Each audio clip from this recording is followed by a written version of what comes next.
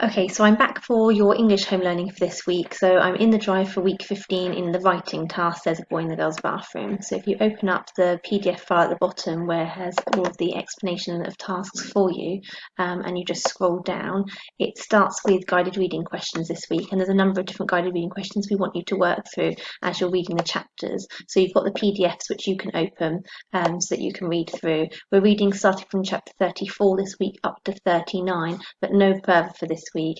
If you haven't had a chance to complete the previous task in order to be ready for this part of the reading, do make sure you've done that and those tasks beforehand so that you're ready. So this week, obviously, we've seen lots of changes with Bradley so far as a character and desperately trying to change to be a better version of himself. This time we're going to see a little bit more from some of his friends and how some of his changes are impacting on his friendships and the relationships that he has with those around him, particularly in school. So your questions this week for the first section are from chapter 34, so you need to answer the questions as you go and the answers that follow.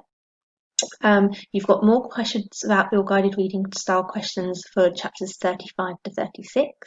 So again, just break it down into sections of when you want to do that during your week so that you're working on some on one day and perhaps some on the next. Same when you get to chapter 37, you've got some reading questions that are more specifically related to Carla, which I won't go through yet because obviously you won't be up to that part of your reading, but they're there for you to answer when you're up to that stage. Your writing task this week then is involving writing a play script for part of chapter 38. So first of all, you need to listen really carefully to that chapter, and as you listen, make some notes on the key events that happen, because this is the chapter you'll convert part of it into a play script form. So this is the specific part of the text that you're going to be looking at converting. So this bit's really important that you have here ready for your writing task. I'm just going to show you a couple of examples of what that might look like. So it says, you'll begin writing the script at the part where Carla says, "Bradley, I have something to tell you," up until "I hate you," he shouted and ran out of her office. So some quite dramatic scenes happening in this chapter.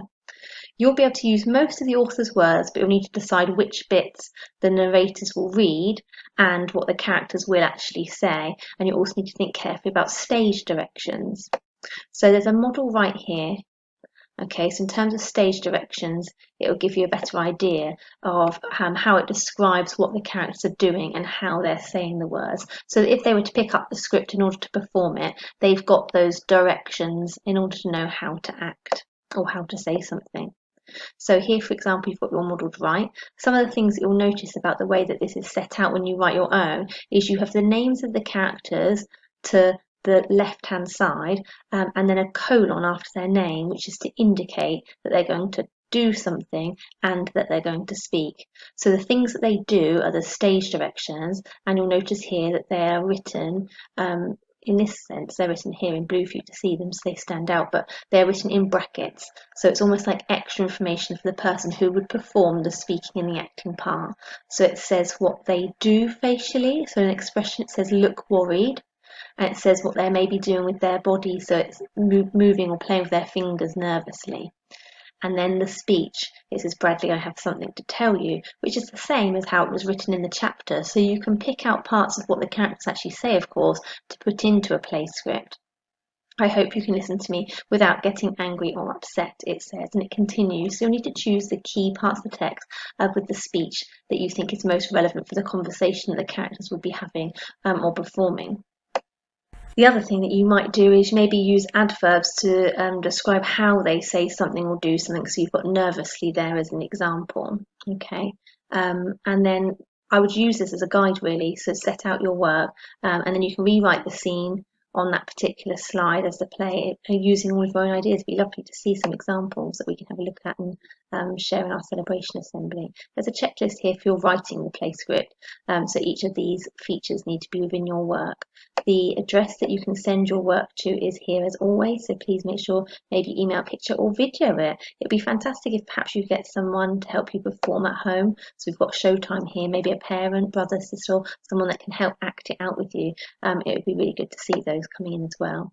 The last part for this week in terms of your English is listening to chapter 39, and that's all you need to do for this week.